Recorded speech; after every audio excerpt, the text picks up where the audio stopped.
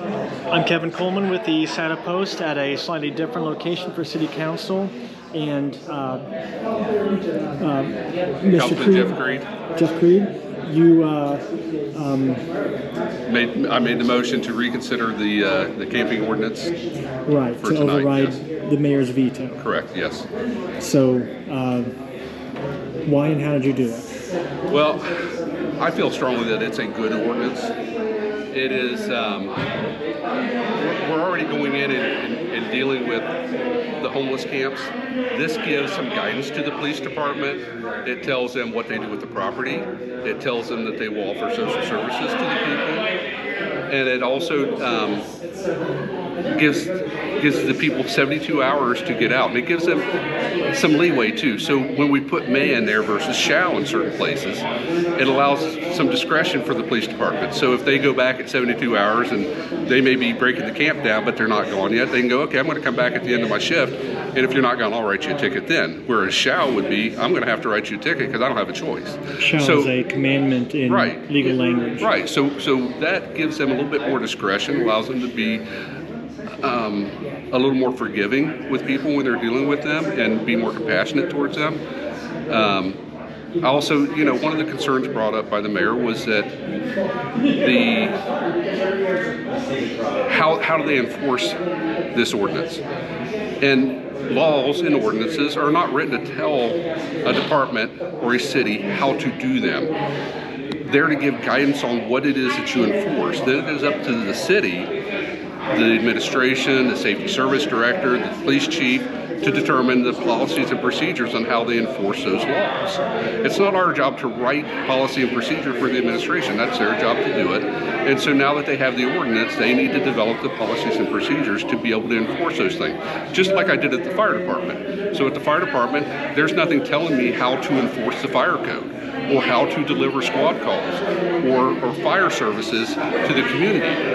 That's policies and procedures that I do. The ordinance or the laws don't tell me how to do those things. They just tell me what I do. And then I figure out how to implement those laws. And that's something the administration needs to do now with this law as well. I think the other thing they talked about was training. That they don't all have the training, but they get, I believe, and Julie can chime in on this, 30 hours of continuing education a year. Yeah. And that could be mandatory training as part of their continuing education that they have their police officers do on how to deal with the homeless camps. And that training is available out there, so they need to be taking advantage of those things and making sure their police officers are trained to be able to do that. And then the other thing I think was storage of the property. And when you talk about storage of the property, the only thing that's going to be is non-evidence. Evidence would go to the police station and be put in the evidence room. But things that are not evidence, the ordinance now tells them what they do with that property. And we're finishing up the Public Works building down on 7th Street. And I don't know, but I would assume there may be room for a place there, a cage, where they could secure that stuff for 30 days if they had to, if they don't have other places to store it. Again, if not, then that's something that the administration can come back to council and we can look at options on where we can store that stuff if we need to. Again, we're only storing it for 30 days. So it's not like it's a long-term storage problem. And we've been dealing with this for months and years, and the police officers have been moving these camps for months or years. So it's not anything new to them. It's something they've been doing for quite a while. So we're just giving them another tool in their toolkit that's a little bit more compassionate and has a lot more empathy to it than the current laws on the books. So I think it's the right thing for this city and the right thing for our community to pass this ordinance and to enforce this versus the options we had available before. And was it six out of the... 6 out of 7 members voted for it. Yes. Currently we only have 7 members on council. So we had 6 out of 7. It requires 2/3. So we had enough votes to override the veto. And Councilmember Preston. Julie Preston. And I do agree with everything that Jeff just said. I feel like it's another tool for law enforcement officers. And, law enforcement officers aren't out there to arrest homeless people. They're out there to try to help them. And I feel like this is more of a helpful tool than a charging, arrestable tool, because the offense in there is a minor misdemeanor. It's a traffic citation, and like Jeff said, the shall and the, you know, It's a reduction of what's on correct, the books already. yeah. So it you know, it gives them the option to have more officer discretion and not charge somebody if they feel like the circumstances don't warrant that. So it gives them some more discretion.